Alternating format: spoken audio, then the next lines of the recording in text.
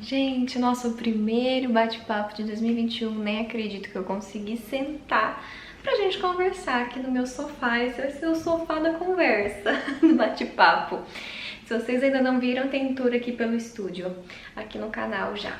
Gente, eu coloquei aqui alguns tópicos pra vocês de algumas experiências que eu tive morando sozinha, que muita gente tem dúvidas.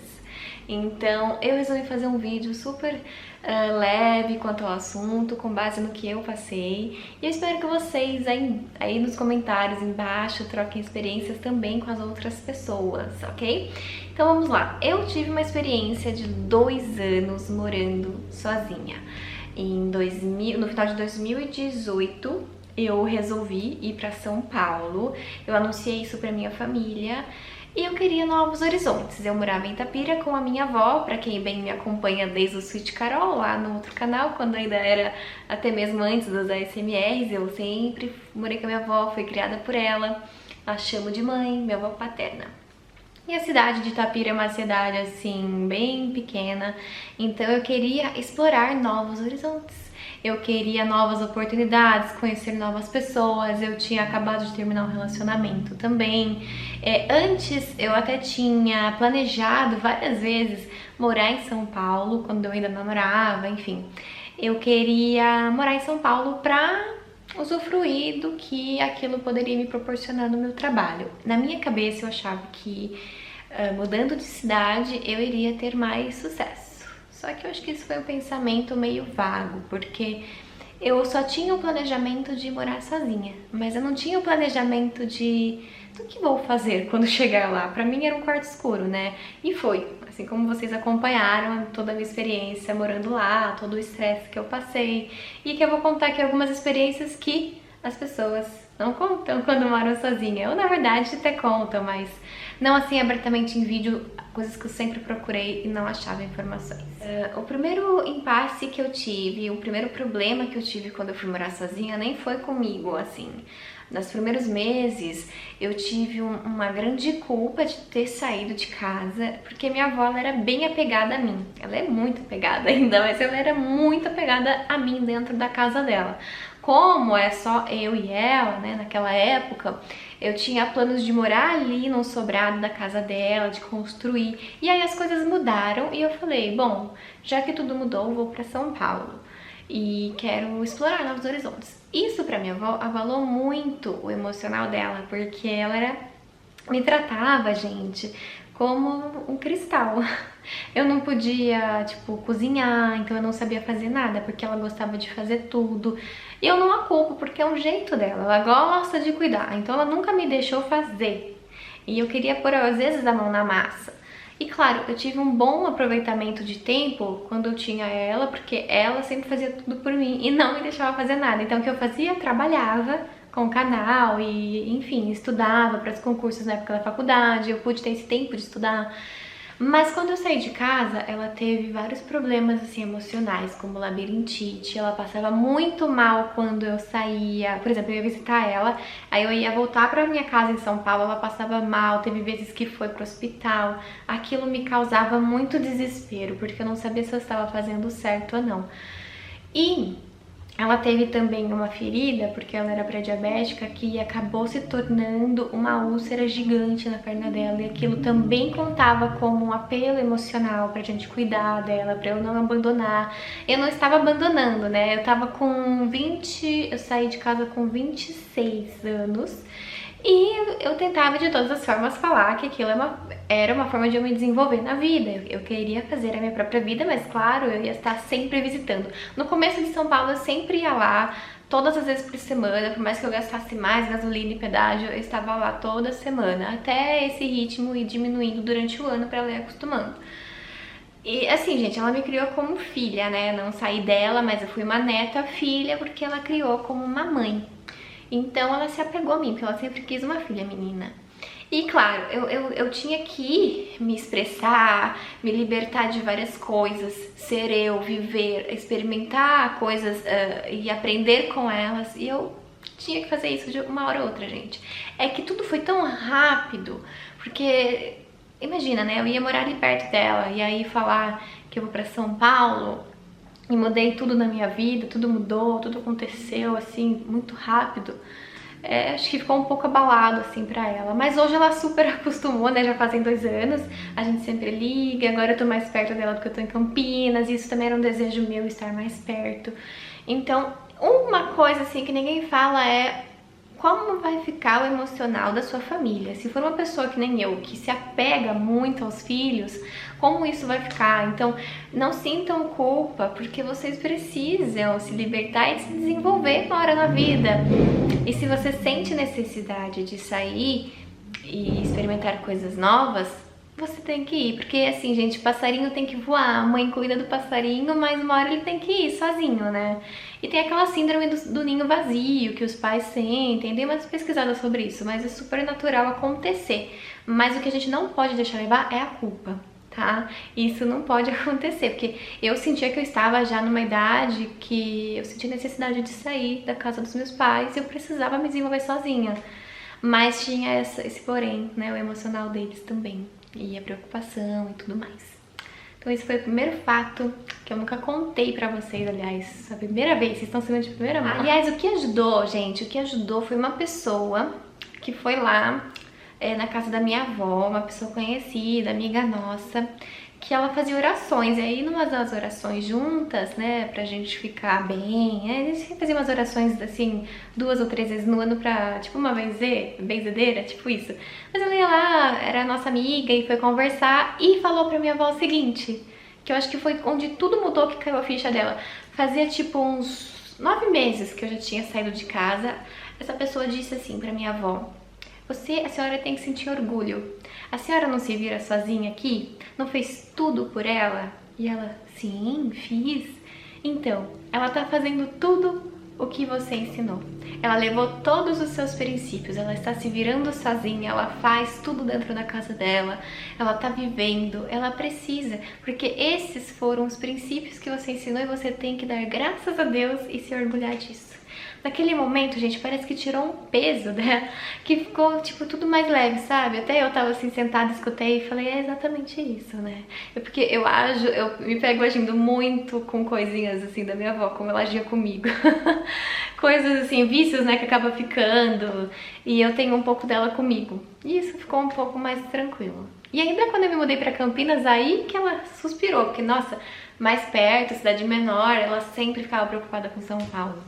Então essa foi uma primeira experiência que eu tive. Vamos para a segunda. Pessoal, as contas que você planeja na sua mente antes de executar morando sozinha, elas mudam muito e para mais. Nunca será exata uma conta, um cálculo que você faça para ir morar sozinha. Eu sempre fazia isso, fazia vários cálculos. Quanto fica o mercado, luz, água, uma média, né? Aluguel, enfim. Nunca ficou, nunca bateu esses cálculos, nunca, porque, ainda mais que cidade grande, gente, eu saía às vezes e eu me descontrolava, porque eu queria uma roupa ali, eu queria uma roupa aqui, o meu estilo começou a mudar porque eu era do interior, eu via aqueles estilos diferentes e eu queria experimentar, me encontrar, saber do que eu gosto. E eu começava a comprar coisinhas ali, ia na 25 de março, então tudo assim nas faturas iam aumentando. E fora que tudo na outra cidade, dependendo onde você vai mudar, é mais caro. Então você tem que avaliar se é mais caro ou mais barato de onde você mora, ou se é na mesma cidade, tudo bem, você já conhece, mas no meu caso eu não conhecia nada da capital. E aí eu me choquei com um grande gasto, um número alto, muito maior do que aquilo que eu tinha planejado. Dependendo do bairro que você mora, é até melhor. Só que como as pesquisas que a gente tinha feito, eu morava, gente, na época em Perdizes. É um bairro relativamente caro, mas o meu apartamento, ele não tinha nada de condomínio, tipo, não tinha piscina, não tinha academia, não tinha nenhum lazer, e era um valor absurdo. Então aquilo me deixava muito, assim, desanimada, sabe?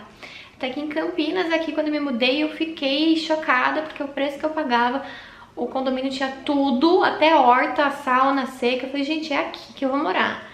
Porque os meus planejamentos financeiros têm que mudar, eles têm que render.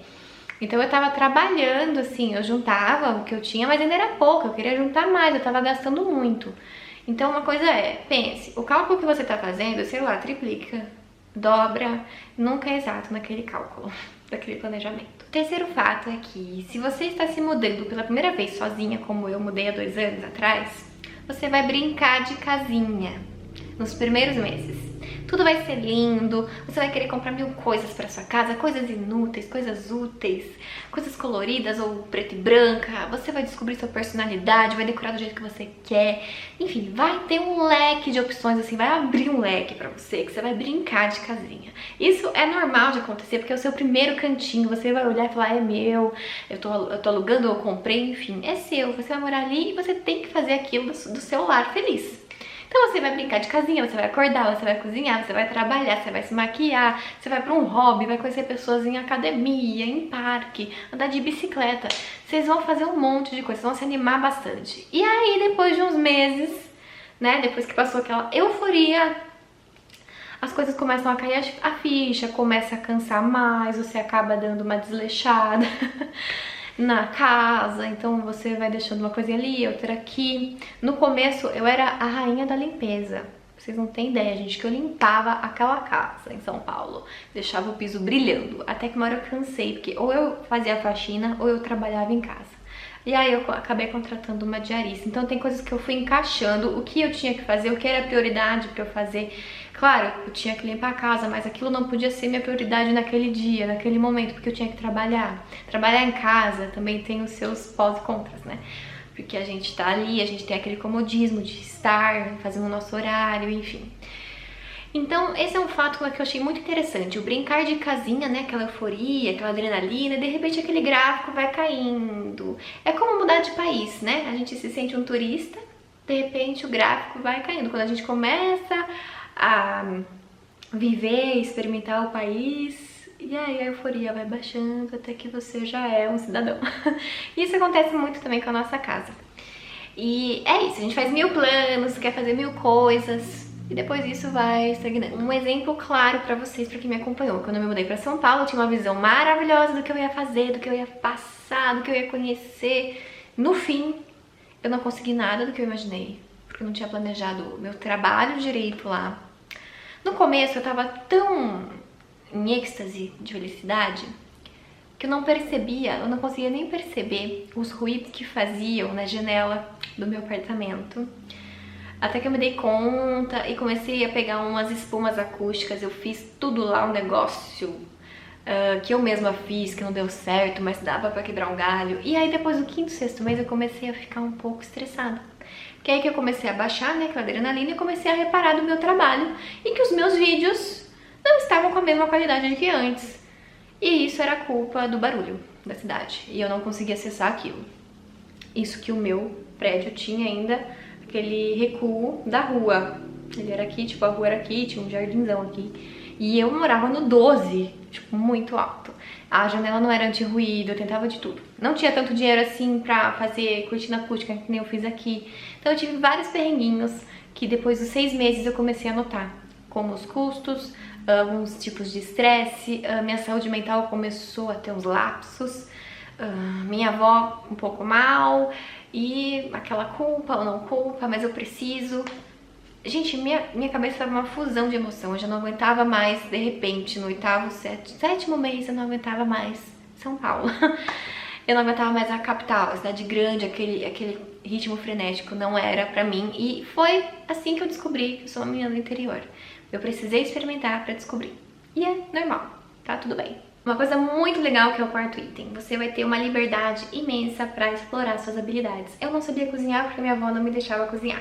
Apesar de eu reclamar às vezes, a Carolina não faz nada. Mas é porque ela não deixava. E a mãe chegava pro pessoal em casa, mãe é assim, né? Fulano não lava um copo, e não sei o que, não faz um arroz.